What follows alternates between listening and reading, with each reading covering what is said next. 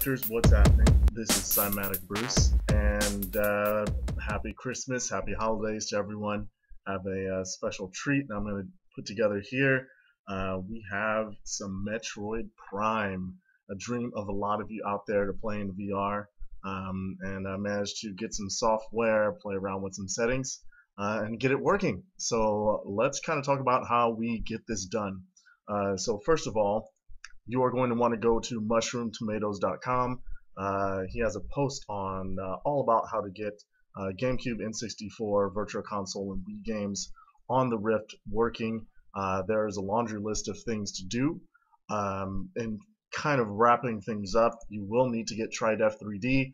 There's a 14-day trial if you just want to try this out. The program itself is like $40, so if you want to pick it up, totally up to you. Once you have the program downloaded, you're going to want to check out this post, and I'm going to put all the links in the description below here.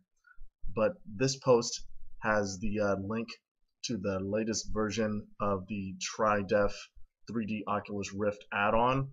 Basically, it's kind of their experimental support for the Rift at the time being.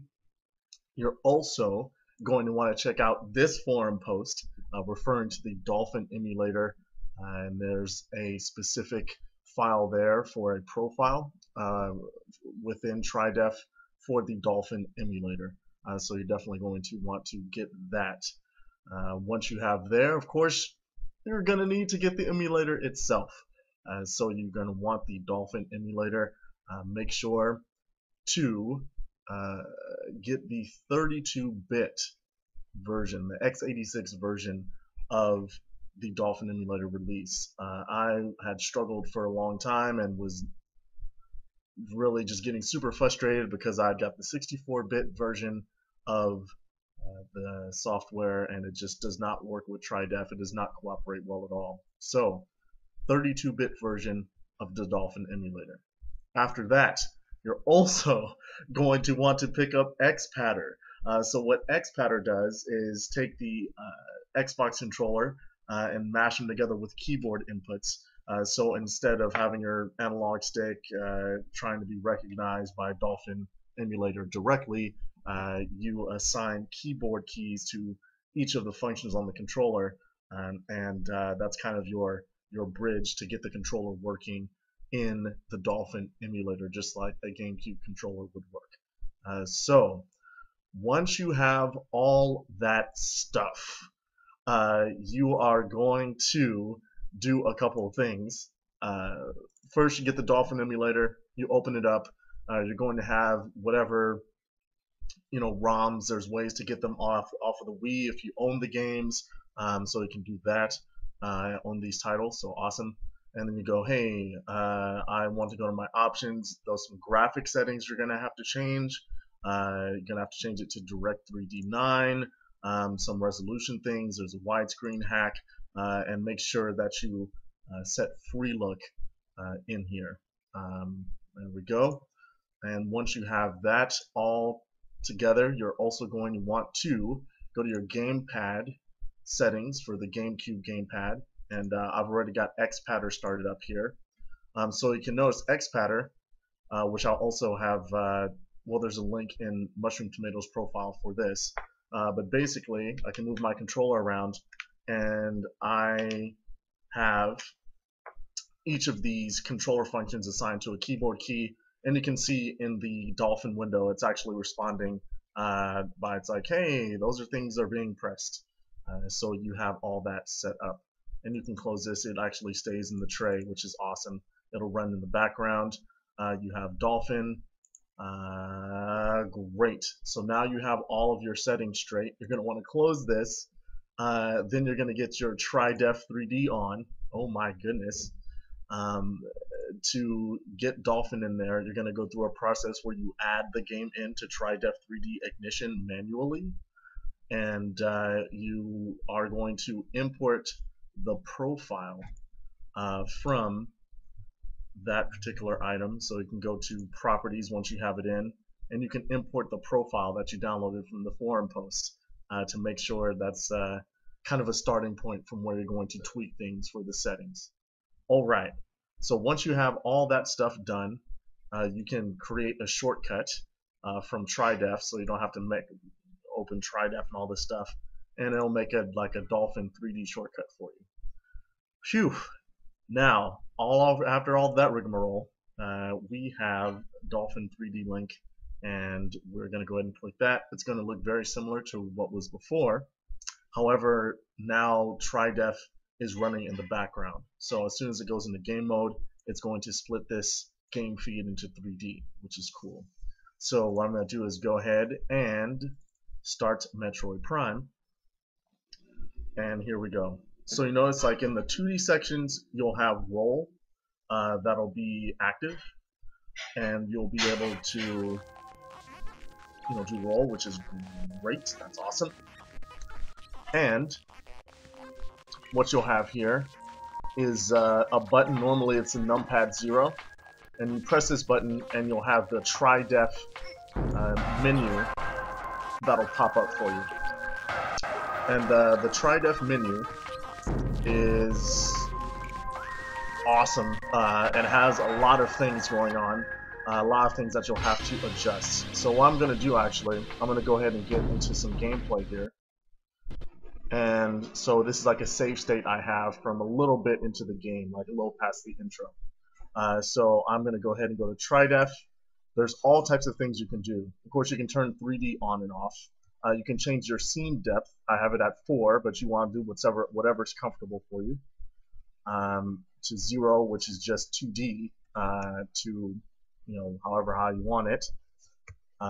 Then there are some performance things you really don't have to mess with. It does tell your FPS, which is kind of cool. Laser sight's kind of an extra thing. Output, help. Don't need to really mess with these too much. The next thing you're going to want to really look into is a profile. Once you got things set the way you want them, you're going to want to save your game profile, so you have those settings saved and you won't have to go back and readjust them every time. Then you'll be doing a lot of tinkering with HMD settings. So these are the settings I have. World scale at 2. I have the head tracking. Yaw and pitch is on. Track roll is on. The yaw scale is at -98, and the pitch scale is at -145. Basically, what that means is how, like when you go on free look, how far you can look away. If you have these at really high negative numbers, you could just whip the camera all kinds of crazy around, and it's nuts. It's crazy. So you want to get those numbers so it's comfortable, and you want to limit the amount you look around for gameplay purposes, so you can kind of see around the helmet, but not look all the way around and behind you and stuff. It's just not that type of game design-wise. So once you have all of that done in the head tracking, you're going to want to force the FOV. I put both, and you're going to want to mess with these. I have 90 and 54. It does some weird stuff, maybe because the GameCube is not widescreen, maybe because there's a widescreen hack, but there's if you don't have this right, there'll be some artifacts that'll be left on the outside of the screen, and so you want to get a good balance here. So I found that balance at 90 for output FOV of the entire application, and the game FOV at 54, and that actually works pretty well. And the OSD depth, that's actually the depth of this little menu. You can change that to be closer or farther away as it is comfortable, so you actually don't even have to take off the Rift to mess around with these settings in Tridef, which is fantastic. Okay.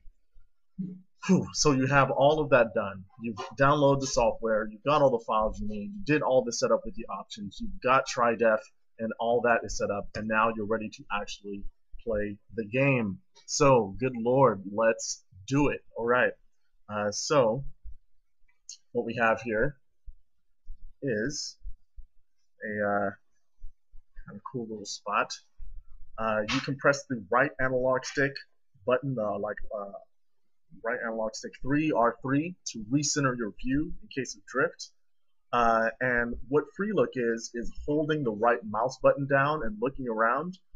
So what's awesome on Mushroom Tomatoes is that he made a profile where you just click the left analog stick down, and that's the equivalent of holding the mouse down, the right mouse button. So now you can look around your environment. I can look at the menu. The way I've set up the FOV here, I can clearly read everything that's here. I got a cool 3D Samus in my face. I can zoom in on her if I want. Oh, what's up, girl? And that is fantastic. I press start. I exit, and now I am back in the game. What's great, like I said, Metroid Prime is not a game that was designed for you to look around very quickly like this. So I limited my look so I can kind of look around like as if I'm looking around inside the helmet, as if I'm really in her, which is fantastic. There's a little bit of problem with the stereoscopy in the lower right corner with the gun and that little hand symbol. That looks a little funky, but everything else looks fantastic. So, also a cool thing about this game is that the walk speed is pretty slow. It's pretty comfortable, feels pretty good. And probably something that you're all wondering, well, Bruce, what about turning into the morph ball? Oh, so you're this camera that's floating above the morph ball, which is fantastic. You can whip around the morph ball like crazy, so you want to be careful with that. You can definitely make yourself a little woozy, unless your computer slows down like a horrible, horrible machine that is. But yeah, you can whip this around very easily. So that's kind of weird, but it feels really good. The morph ball looks huge. It's such a sense of size. Like, oh yeah, a human being would be able to fit into that. It looks like it's like maybe a square meter as far as volume, or cube meter rather. So cool. And then you zoom in, you zoom right into her face, and you're right there. You're playing again. This looks great. You have all these things floating around in 3D. So awesome. Now, one thing, you have the scanner, right? That is all wrong. What I end up doing is just closing one eye, so I feel like I'm actually, you know, oh my god, I'm scanning. And I do a scan, and airlock pressurization, there it is. So the drawback of the scan is that it's a crazy zoom, so it's just impossible to get this looking right and then the rest of the game looking right depth-wise. Like, I wasn't able to get the settings to be where they should be. The great thing about this, and one of the pain in the asses that you probably remember from Metroid Prime, is having to get the scanner and then like hold the right mouse button, look around and all this stuff. Now when you pop up the scanner, you just look wherever you want and then start scanning the item, which is incredibly convenient and really awesome. So I'm going to get the scanner, I'm going to go ahead and scan this door, and there it is. And I turn off the scanner, boom. Let's go, open the door. And so there's so many things I can see now. That's like something I never noticed, that he crawled down there. Like, I can look down and see like things crawling. It's just like seeing all of the details. I can look up and see like my energy. Everything's so clear. It's really, really awesome. So it's such an experience. And like, you know, I can kind of look around the room, which wasn't really something you could do before. It's kind of neat to kind of see the graphical tricks. Like, you look over there like, oh, that's how they're saving their memory on the GameCube. They're not loading those assets until you get there. So it's kind of some a nifty trick there, which is nice. Oh, this dude. What's happening? What's happening? Scan this guy. Escape pod entrance. The vessels are ready for jettisoned. Awesome. Evacuation occurred within 6 hours prior to arrival. See, this text is perfectly readable and fantastic, which is also a big plus. So the long and short of it is, this game is incredibly playable in the Rift with the Dolphin. You can read everything, you can do everything that you need to, and pretty much the only con is that you really, this situation with the scanning looks horrible. It's double vision for sure, so you want to probably close one eye while you do it, but you can look at whatever you want and start scanning things, which is pretty sweet. So a little self-maintained immersion there on that item. But yeah, it's like contact visor. It's just like everything's so clear in the HUD that she has here. You know? Oh my god, it's so cool.